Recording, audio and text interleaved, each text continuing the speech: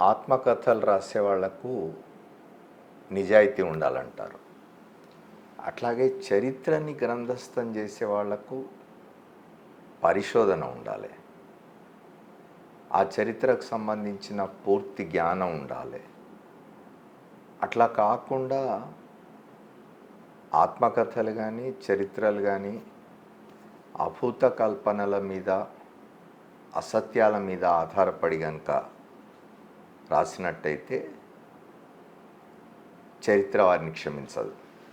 ఎందుకంటే భవిష్యత్ తరాలకు మనం గతంలో జరిగిన దాని గురించి చెప్తున్నప్పుడు నిజాయితీగా వాస్తవాల్ని భవిష్యత్ తరాలకు చెప్పేట్టుగా ఉండాలి. అట్లా కాకుండా మనకు అనుకూలమైందిగా మనం నమ్మే వాటిని నిజమైనవిగా చెప్పేందుకు చరిత్రను వక్రీకరించిన, అసత్యాల్ని చరిత్రలో జొప్పించిన అది క్షమించరాని నేరం. గ్రంథాలు మాత్రమే కాకుండా ఇటీవలి కాలంలో గత చరిత్రకు సంబంధించి చాలా సినిమాలు వస్తున్నవి. ఆ సినిమాలు కూడా చరిత్రను వక్రీకరించడం, అభూత కల్పనలు జొప్పించడం చాలా ఎక్కువగా కనిపిస్తుంది ఇటీవలి కాలంలో. ప్రేక్షకుల్ని రంజింపజేయడం కోసం అని చెప్పి కల్పితాల్ని సినిమాలుగా తీస్తే అభ్యంతరం లేదు. కానీ పని కట్టుకొని ఒక మతాన్ని ద్వేషించడానికి, ఒక మతం పట్ల ప్రజల్లో విద్వేషాల్ని రగిల్చడానికి ప్రయత్నం చేయడం మాత్రం సరైనది కాదు. అట్లాంటి సినిమాల్ని తప్పనిసరిగా వ్యతిరేకించాల్సిందే. అట్లాంటి సాహిత్యాన్ని తప్పనిసరిగా వ్యతిరేకించాల్సిందే. అందున బాధ్యత గలవారు, ప్రజాస్వామ్యంలో ప్రజలకు జవాబుదారీగా ఉండాల్సిన వాళ్ళు ఇటువంటి ప్రయత్నాల్లో భాగస్వాములైనప్పుడు తప్పనిసరిగా వేలెత్తి చూపెట్టాల్సిన అవసరం ఉంటుంది. అట్లాంటి ప్రయత్నం ఇవాళ డేట్ లైన్ హైదరాబాద్లో మన తెలంగాణలో చేస్తున్నాం. అది ఒక సినిమాకు సంబంధించి కొత్తగా ఒక సినిమా విడుదలైంది. ఆ సినిమాలో కథానాయకుడి పాత్ర ధరించిన వ్యక్తి ప్రస్తుతం రాజకీయాల్లో చాలా ప్రాచుర్యం పొందిన వ్యక్తి. ఆంధ్రప్రదేశ్ రాష్ట్రంలో ఉప ముఖ్యమంత్రిగా ఉన్న పవన్ కళ్యాణ్ హీరోగా నటించిన హరిహర వీరమల్లు అనే సినిమా గురించి మాట్లాడుకుంటున్నాం. ఆ సినిమా ఇతివృత్తం ఏంటంటే ఇక మొదటి భాగమే వచ్చింది, ఇంకా రెండో భాగం రావాల్సినదట. మొదటి భాగంలో స్థూలంగా చెప్పాల్సింది ఏమిటంటే,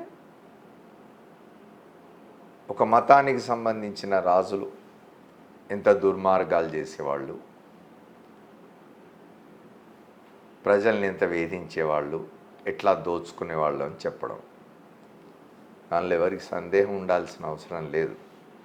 రాజరిక వ్యవస్థలో ఈ మతం ఆ మతం అని సంబంధం లేకుండా అనేక మంది రాజులు ప్రజల్ని దోచుకున్న వాళ్ళే, ప్రజల్ని హింసించిన వాళ్ళే, ప్రజల ధన మాన ప్రాణాల్ని హరించి తమ హర్మ్యాల్ని నిర్మించుకున్న వాళ్ళే.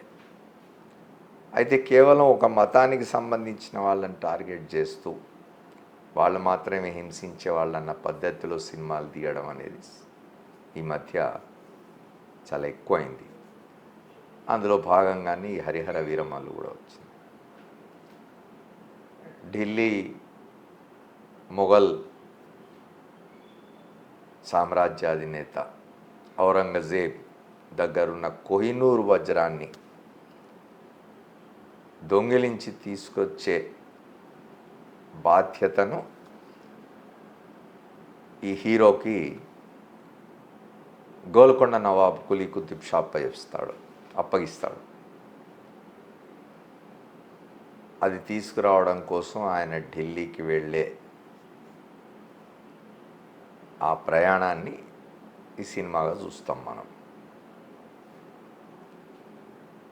అది ఢిల్లీ చేరుకొని ఔరంగజేబుతో తలపడుతున్నప్పుడు ఈ మొదటి భాగం పూర్తయింది. ఇంకా కోహినూర్ వజ్రం చేతికి రాలేదు.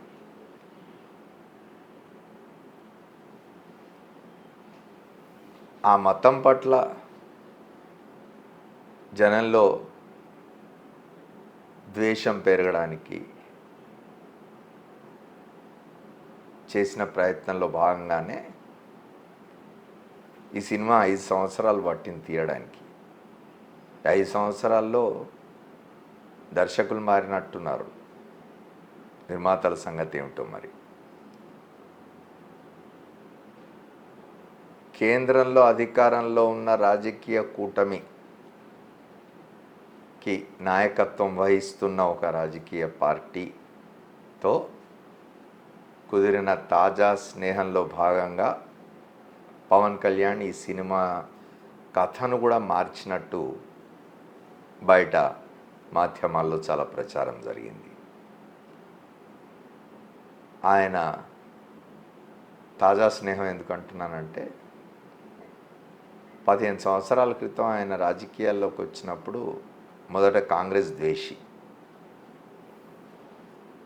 ఆ తర్వాత ఆయన బీజేపీ స్నేహితుడు,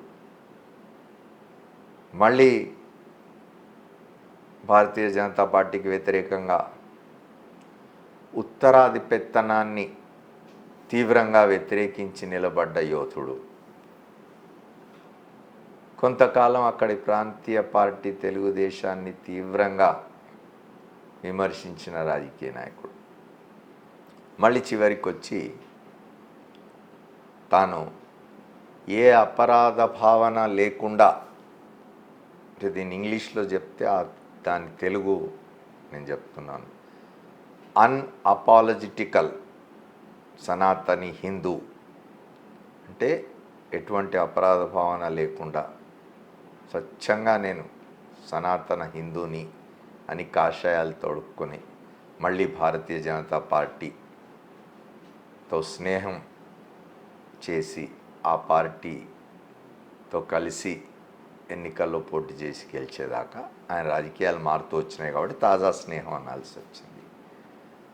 ఇప్పుడు ఆ ఢిల్లీ పెద్దల్ని మెప్పించడం కోసం ఆయన ఈ సినిమాలో చాలా మార్పులు చేసినట్టు కూడా ప్రచారం జరుగుతున్నది. సినిమా ఆరంభంలోనే మనకు టైటిల్స్లోనే ఒక అరగంట దాదాపు పతాక సన్నివేశం అంటాం, క్లైమాక్స్లో అరగంట మొత్తం పవన్ కళ్యాణ్ తానే దాన్ని రూపకల్పన చేసి దాన్ని చేసినట్టుగా మనకు టైటిల్స్లో కనిపిస్తుంది. ఆ అరగంట ఒక మతం పట్ల తీవ్రమైన ద్వేషాన్ని ప్రజల్లో రగిలించే విధంగా మనకు సన్నివేశాలు కనిపిస్తాయి. ఎవరి మతాన్ని వాళ్ళు ప్రేమించవచ్చు, ఇతర మతాల్ని ఆరాధించాల్సిన అవసరం లేదు. అయితే అన్ని మతాలకు ప్రజాస్వామ్యంలో చోటు ఉంటుందనే విషయాన్ని మర్చిపోయి ఇట్లాంటి సినిమాలు తీస్తూ ఉంటే ప్రభుత్వాలు ఇటువంటి సినిమాలకు టికెట్ల ధరలు పెంచుకోవడానికి అనుమతి ఇవ్వడం మాత్రం ప్రజాస్వామ్యంలో ఎంతమాత్రం వాంఛనీయం కాదు. ఆదివారం నాడు డేట్ లైన్ హైదరాబాద్ చదవండి మన తెలంగాణలో.